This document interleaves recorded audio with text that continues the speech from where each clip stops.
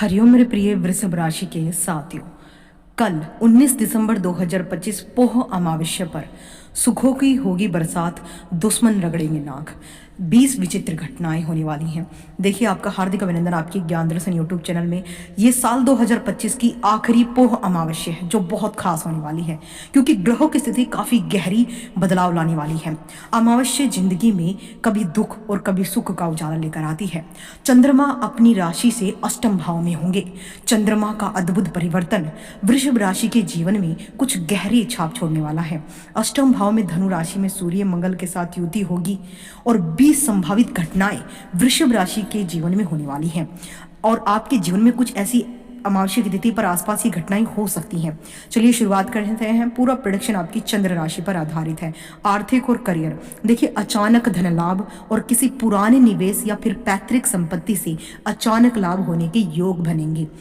बीमा, टैक्स के मामले में या फिर रुके हुए टैक्स रिफंड, इंश्योरेंस क्लेम का पैसा आपको मिल सकता है। गुप्त शत्रुओं पर विजय मिलेगी। कार्यस्थल पर जो लोग आपके खिलाफ थे वे खुद पीछे हट जाएंगे। जो पॉलिटिक्स आपके लिए बना रहे थे वो स्वयं पॉलिटिक्स में फंस जाएंगे। व्यापारिक रणनीति, और आप व्यापार को गुप्त रूप से बढ़ने की कोई नई योजना बनाएंगे। गुप्त रूप से आगे व्यापार को बढ़ाने से आपको बहुत फायदा है, ताकि आपके कॉम्पिटिटर, आपसे जेलस फील करने वाले, आपके तरक्की में रुकावट ना करें। खर्चों में हालांकि वृद्धि है। अमावस्या के प्रभाव से घर की सुख सुविधाओं पर बड़ा खर्च आप कर सकते हैं। मानसिक और आध्यात्मिक उन्नति, यानी ये अमावस्या गहन चिंतन वाली है। चंद्रमा की स्थिति मन की कारक होती है। हमारे शरीर और मन को चंद्रमा नियंत्रित करता है। आप जीवन के गूढ़ रहस्यों, आध्यात्मिकता की ओर आकर्षित महसूस करेंगे। अंतर्ज्ञान, आपकी छठी इंद्री यानी सिक्स्थ सेंस बहुत सक्रिय रहने वाली है। ये इंट्यूशन पावर आपको स्वयं महादेव की कृपा से मिलेगी, जिससे आप आने वाली घटनाओं को पहले ही भाप लेंगे।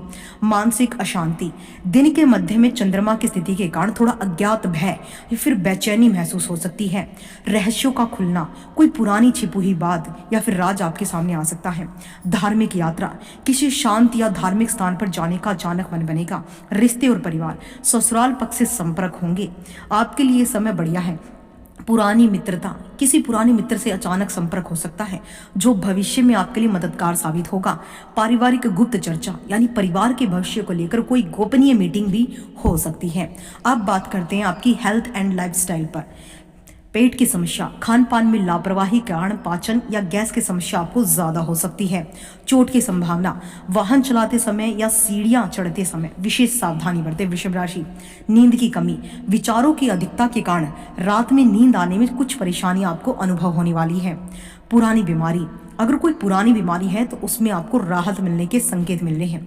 कुछ अन्य घटनाएं इस पोह अमावस्या, साल की अंतिम अमावस्या, चंद्रमा की स्थिति से कुछ विचित्र घटनाएं लाइफ में करवाने वाली है। कभी अच्छा तो कभी बुरा, कभी बेचैनी तो कभी खुशहाली। कुछ इस तरह की संभावनाएं चंद्रमा जैसे बढ़ता और घटता रहता है, उसी प्रकार से आपकी मन की दशा भी बढ़ती घटती हुई आज के दिन नजर आएगी। कुछ सरकारी अड़चनें भी हो सकती हैं। किसी कागजी कार्रवाई में छोटी रुकावट आ सकती है जो शाम तक सुलझ जाएगी। नया शोध, अगर आप छात्र हैं या रिसर्च के क्षेत्र में हैं या प्रोफेसर हैं, टीचर हैं, तो कोई नई खोज या बड़ी सफलता भी आपको इस समय मिल सकती है, क्योंकि चंद्रमा अपनी पूरी कलाओं पर होता है अमावस्या पूर्णिमा की तिथि पर। ऐसे में इस दिन आपको क्या विशेष उपाय करना चाहिए?